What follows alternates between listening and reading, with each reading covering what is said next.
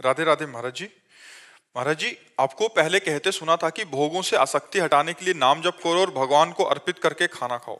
महाराज जी, मेरी भोगों में आसक्ति इतनी बढ़ चुकी है कि ये शरीर अब बर्बाद होने की कगार पे। दिमाग को पता है कि ये बुरा है, फिर भी हो रहा है। गुर्दे में आलस्य से भर चुकी हूँ। हालात ये हो चुके हैं कि मैं पेट मतलब ये कह रहे हैं कि अब भूख ना लगे, इसके लिए कुछ करना चाहती हूँ और आपके बताए दिनचर्या का पालन कर सकूं। खाना शुरू करने से पहले नाम लेती हूँ और खाना शुरू करते लेकिन कभी कभी भूल जाती हूँ, फिर अपना आलस और खाने पे। असली बात आपका प्रश्न है।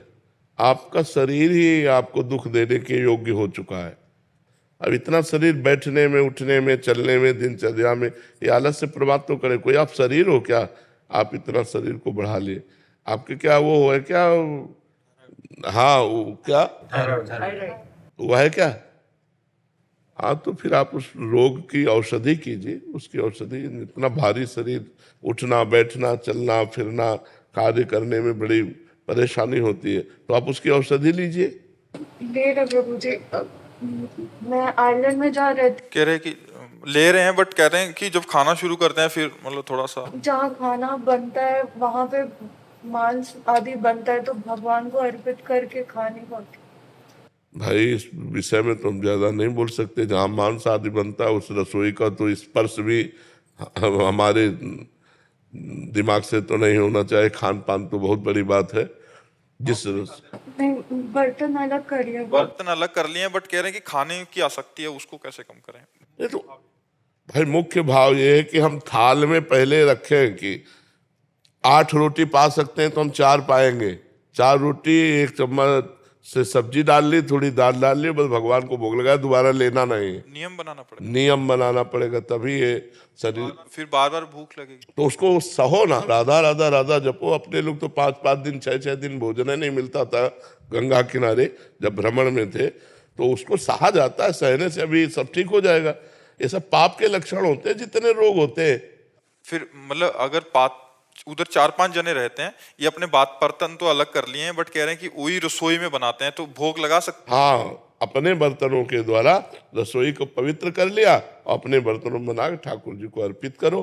पर पहले निकाल के रख लो कि हम, जैसे पता है हमको 10 रोटी चाहिए तो 5 रोटी रख लो और वही भोग लगा के फिर पाओ। और 2 बार पाओ भोजन और 1 बार बाल भोग थोड़ा ले लो।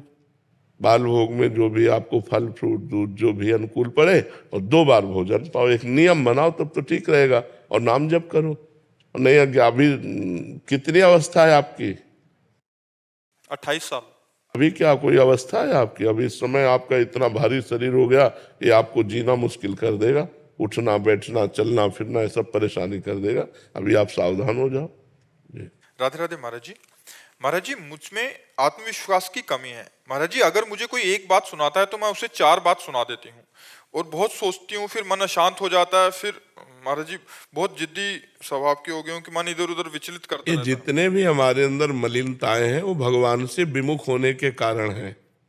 अगर हम भगवान के सन्मुख होकर भगवान का यशोगान सुने, भगवान का नाम कीर्तन करें, भगवान की आराधना करें, तो हमारे अंदर दिव्य दैवी सद्गुण आ जाए। ये दैवी संपदा है कि कोई हमें गाली दे और मुस्कुरा के चले जाए। ये साधारण क्षमता थोड़ी है। सामने वाला हमें गाली दे रहा, मुस्कुरा के चले गए, ये दैवी संपदा है। ये भागवतिक सद्गुण है। ये कोई छोटी मोटी बात थोड़ी है। सामने वाले ने गाली दिया, हमने 4 गाली दे दिया है, तो संसारिकता है।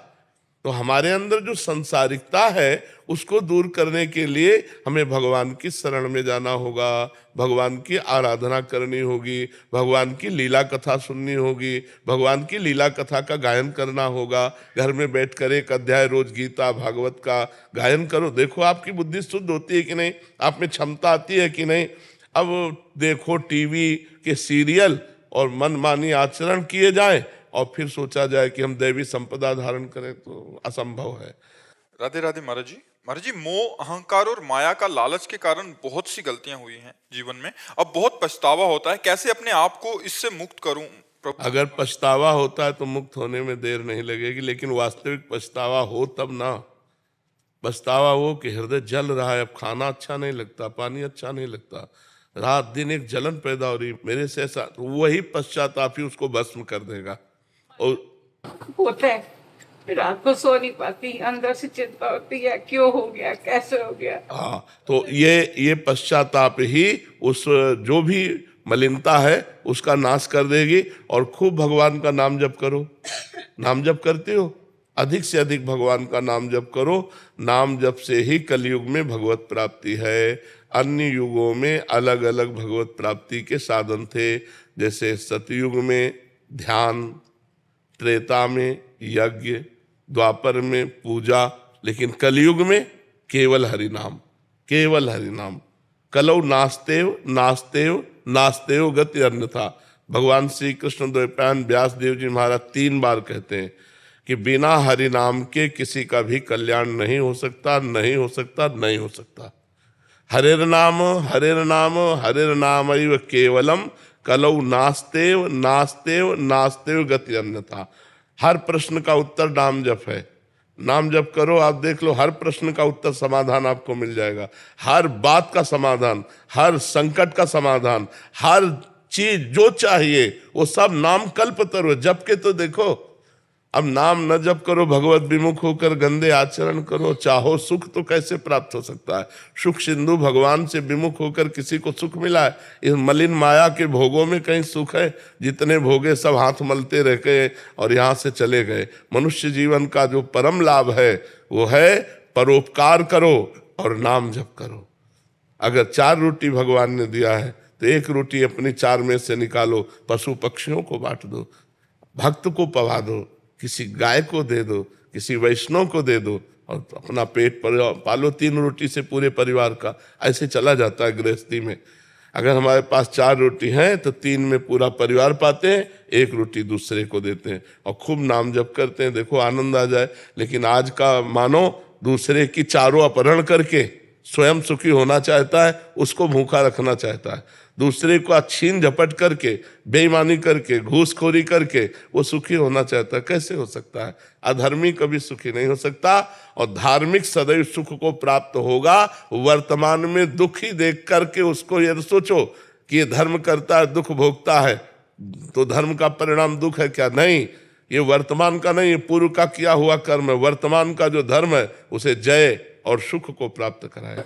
महाराज जी 1.5 साल से मैं वहाँ सुन रही थी और आपके दर्शन और प्यार खींच के ले आया। अब मेरी गलतियां माफ कर दो, मेरे को बख्श दो। मैं खूब नाम जप करो, खूब नाम जप।